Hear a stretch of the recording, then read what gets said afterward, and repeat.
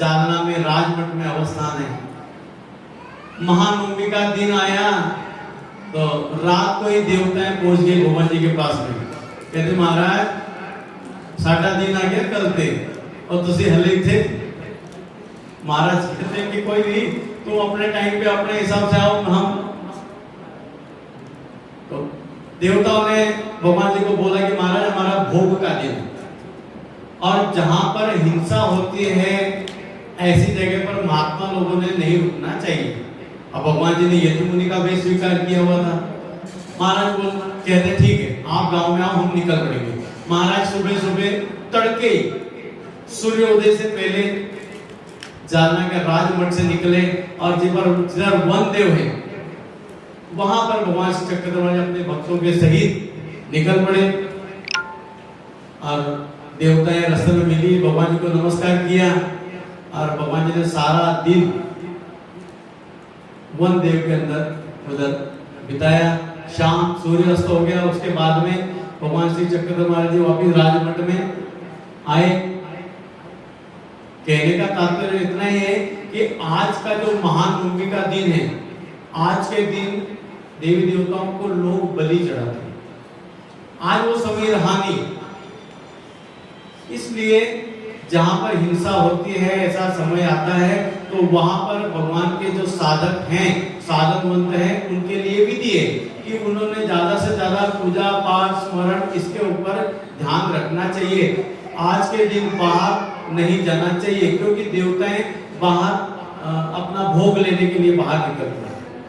भगवान श्री चक्रधर महाराज जी ने ये दिन करके बताया कि नहीं, आज के दिन आप लोगों ने पुराने समय में या आज भी कई जगह नियम है कि लोग सुबह घर में चाय तक नहीं बनाते।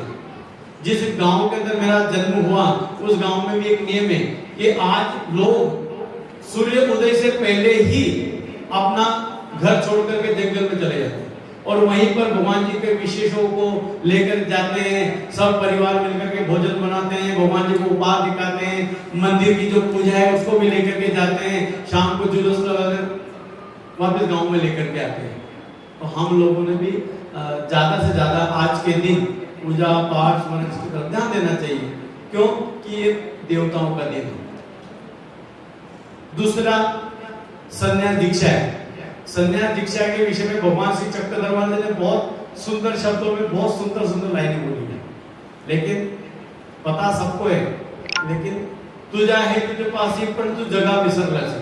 सबको पता है, सबको जानकारी है, लेकिन समझना कोई नहीं चाहता।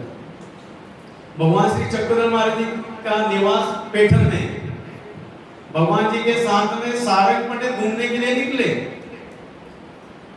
बीच में नाला आ गया। भगवान जी तो दाई मार के चलंग मार के निकल गए तो पीछे रह गए सारंग पंडित। तो सारंग पंडित कहते हैं महाराज आप तो चले गए, मेरा क्या? महाराज कहते हैं कोई हाथ बढ़ाओ। जैसे ही भगवान श्री चक्रधर महाराज जी ने सारंग पंडित की तरफ हाथ बढ़ाया और भगवान श्री चक्रधर महाराज जी के नाखून लगे कि नहीं लगे और वो नाले से भगवान जी की तरफ पहुंच गए। वो कहते हैं सारंग पंडित महाराज ये क्या हुआ, आपके नाखून मुझे लगे नहीं लगे और मैं इधर निकल गया, अगली साइड में आपकी तरफ पहुंच गया। तो भगवान श्री चक्रधर महाराज जी एक सूत्र बोलते हैं, एक वचन कहते हैं कि आप संन्यास ले लो, हमारे बन जाओ। ऐसी थी काटी जिस प्रकार आपको हमने निकाला ना, ऐसे ही जैसे मक्खन के अंदर से बाल को निकालते ना, वैसे ही संसार से, इस भव सागर से, इन नरकों से, इस दुखों से हम आपको ऐसे ही निकालें। महाराज कहते हैं संन्यास, अब ये संन्यास लेना वो कहोगे भी थी अब हम तो बहुत लेट आए। महाराज कहते हैं तुम कभी भी आओ तो सही, हमारी तरफ बढ़ो तो सही। जालना में भगवान जी का मुकाम है, भगवान श्री चक्रधर महाराज जी मंदिर के छत पे और भगवान की एक भक्तानी, ये लोग जिसे कहते साधक। अब शरीर भारी है, अब भगवान जी चले गए, भक्त ऊपर चले गए, वो कहते महाराज मुझे भी ऊपर आना है। महाराज कह रहे आ जाओ। बोले महाराज मैं ऐसे कैसे चढ़ सकती हूँ, मेरा शरीर भारी है, मेरा तो चढ़ना पड़ा है, ओढ़िया भी नहीं ऐसी कि जो चढ़ जाऊं। तो तो भगवान श्री चक्रधर महाराज जी क्या करते हैं, अपना दुपट्टा है ना ऐसे नीचे लटका देते हैं, जैसे लटकाया और उसके अंदर जो किनारे पे धागे धागे लटके होते ना उसको दसी बोलते हैं।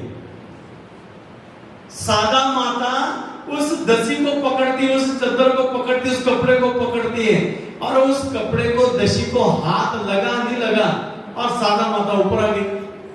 तो सादा माता कहती महाराज ये तो बड़ा अचंभा हो गया, ना मैंने पकड़ा है ना मेरे अच्छी तरह हाथ मजबूत है और मैं ऊपर कैसे आ गई। भगवान श्री चक्रधर महाराज एक सूत्र यहाँ पर बताते हैं कि जीव अगर हमारी तरफ ऐसे देख लेना तो हमने जैसे आपको नीचे से ऊपर ले लिया, आप सिर्फ उर्द करो तो सही, हमारी तरफ देखो तो सही, हम आपको ऐसे ही निकाल देंगे। महाराज ने आश्वासन दिया है, भगवान श्री चक्रधर महाराज जी अपने भक्तों को और अपने साधकों को अभय दान देते हैं कि भाई आप संन्यास लेने के बाद में, जैसे हमने अभी पूजा अवसर और नामाचे 10 ढाई का इस बार नवरात्र में हमने पढ़े, तो उसमें भगवान श्री चक्रधर महाराज ने अपने भक्तों को कितनी सुंदर सुंदर लीला है कि आप हमारी तरफ आओ, आपके पंचविध चेष्टकत्वों को रोक देंगे। अब जो हम संसार में जीव है ना, हमें पंचविध चेष्टकत्व होते हैं, वहां पर आगंतुक, अनारब्ध, चेष्टकत्व मारते हम रोक देंगे। भगवान श्री चक्रधर महाराज जी के तुम हमारे बन जाओ ना, तो जैसे एक व्यक्ति लोगों का कर्ज बाजार हो गया, कर्ज हो गए, कर्ज चढ़ गए, लोगों को किसी को कुछ पैसे देता है, किसी को कुछ देता है, पैसे देता है, कोई कहीं पकड़ रहा है, कोई कहीं पकड़ रहा है, त्रसित हो जाता है। त्रसित होने के बाद में राजा की शरण में चला जाता है, कहता है मैं बहुत त्रसित हो गया हूँ, लोगों का देना तो है लेकिन मैं बहुत परेशान हो गया हूँ, कभी कोई पकड़ लेता है, कभी कोई पकड़ लेता है। तो राजा कहता है जिनका देना देना है उनको कहते हैं खबरदार, ये जब देगा तब लोग आप लोगों ने लेना है, जितना देगा उतना लेना है, जैसे देगा वैसे लेना है, ब्याज माफ कर देना है, चक्रवृद्धि ब्याज माफ कर देना है, सिर्फ मुद्दत जो आप लोगों ने इसको दिया है उसका ही सिर्फ आप लोगों ने इससे भुगतान करवाना है। अब ये तो हो गया दृष्टांत। अब दृष्टांत क्या है, अब हम भी तो आशिका देवताओं के चक्रों का ऋण है ना हमारे ऊपर, हम कर्ज बाजार है ना उनके, वो हमें पकड़ती हैं, कर्म वो भुगतती है, देव मानिए, कर्म मानिए, योगा भी मानिए, देहा भी मानिए, क्रिया भी मानिए, सब पकड़ करके भुगतवाती है, लपेट कर रखती है। तो भगवान श्री चक्रधर महाराज जी कहते हैं मेरे अगर बन गए अनारब्ध सुन के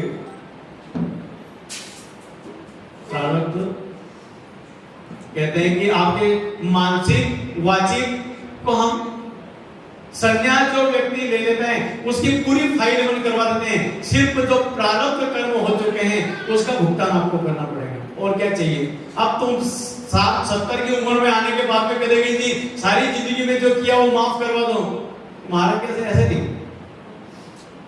ये ड्रेस डालनी पड़ेगी, चाहे वो पिंक हो चाहे ग्रे हो, ये डाल दो, हमारा अनुसरण कर लो, हम वो फाइल बंद करवा देंगे, सिर्फ जितना तुम लोगों ने लिया हुआ है उतना ही मुद्दल आपको देना है। दूसरा वचन फिर देते हैं कर्म स्व भोग नहीं देव, कर्मों के हिसाब से भुगतान नहीं। महाराज क्या बोले, जितना दे उतना लो, जब दे तब लो, जैसे जैसे देगा वैसे लो, कर्मों की त्रिविधता के अनुसार नहीं, कर्मों के हिसाब से नहीं, महाराज जैसे करवाएंगे जितना है वैसे।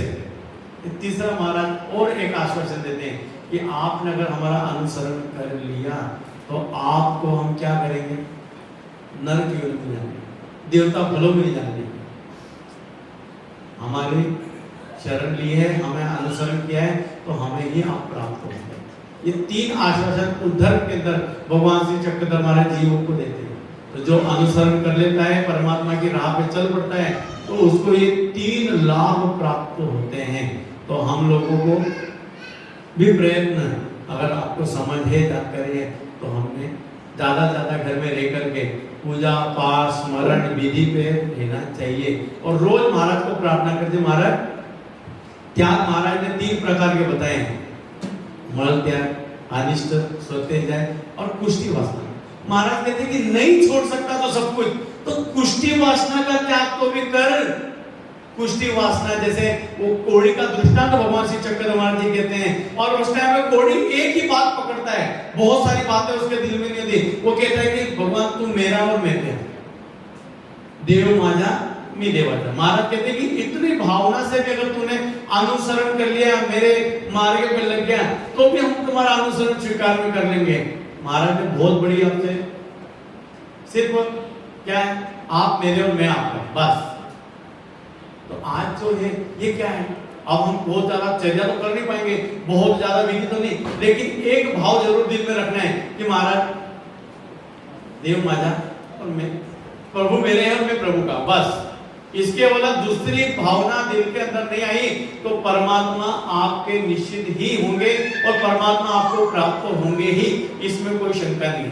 हमारे श्री नागदेव आचार्य जी ने 2 स्मृति के अंदर हमें आश्वासन दिया है। क्या बोला है?